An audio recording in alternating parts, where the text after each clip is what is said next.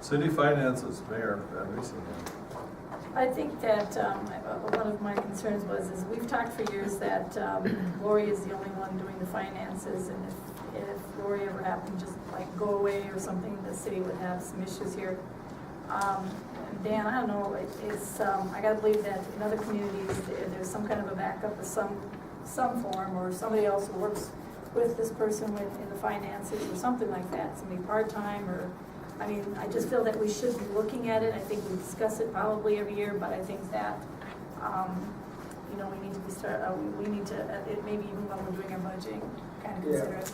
I think that, you know, the auditors in every audit I've ever seen, in 36 years of doing this, they're always saying, you know, the segregation of duties, having one person doing so much of the same thing and not a lot of cross-training and other people that know what's going on. It's a difficulty, especially in communities that are concerned about the budget, concerned about employees. I mean, adding people is always a difficulty, and you know, that's one of the things we've talked about. We've talked about it about the same thing, and it's not that she leaves or whatever. I mean, something happens to her medically, physically, whatever.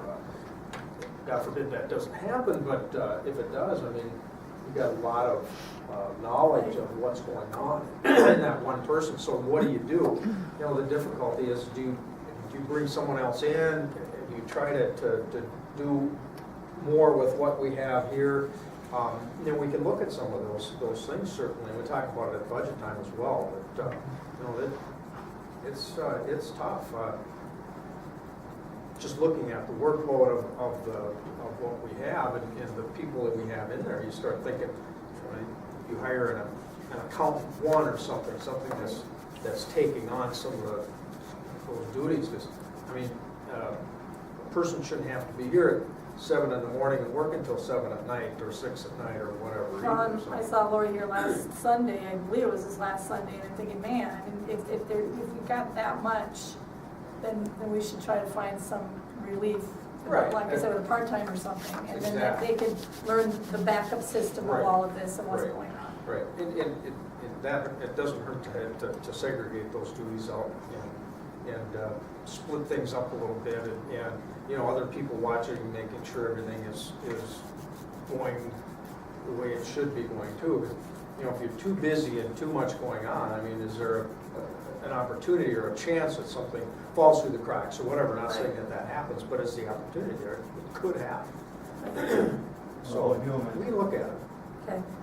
Well, it's going to be hard to get a part-time person that is right. going to be qualified to handle that job unless we share it with someone.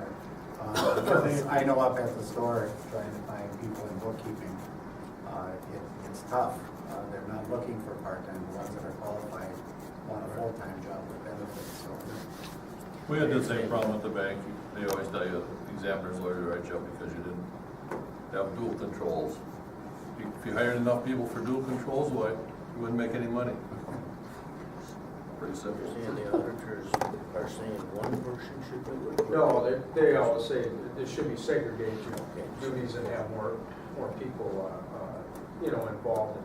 You know, we have backups now, but there's some things that Lori does, I think, pretty exclusively, and that's an issue. So. Dan, if we ever get to the point of hiring a full-time administrator, could they take on a dual role to help? That'd be a possibility, I suppose. You could advertise it such that person has a financial background, and I know, you know, administrators that have more financial background than I have.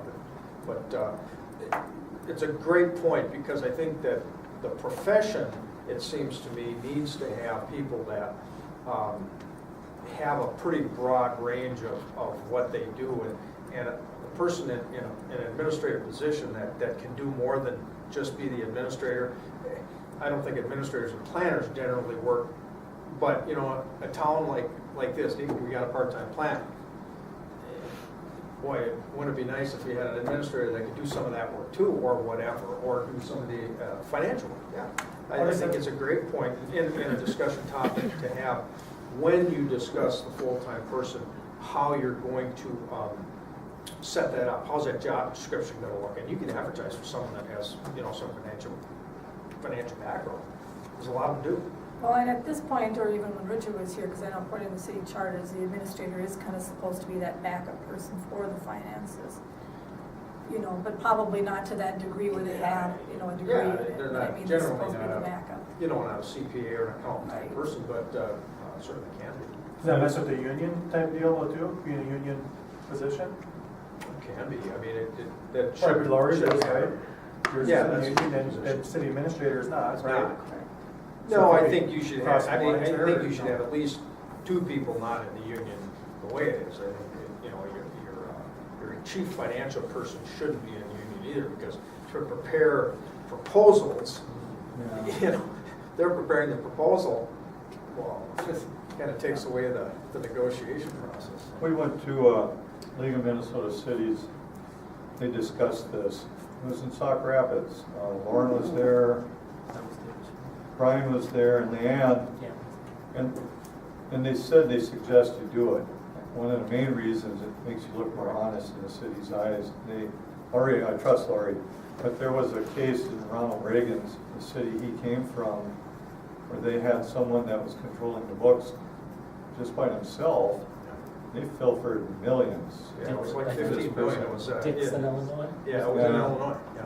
Yeah, and What a hell of a horse. that's why at that meeting in Sauk Rapids, they suggested, keep somebody there. It's good in the public eye to see that you have more than one person dealing with this, and it just keeps everything operating more smoothly. They So- said that she never wanted anyone to be around her. She was there on weekends and evenings and. Yep. it was- She had a lot of nice, really nice horses. Yeah.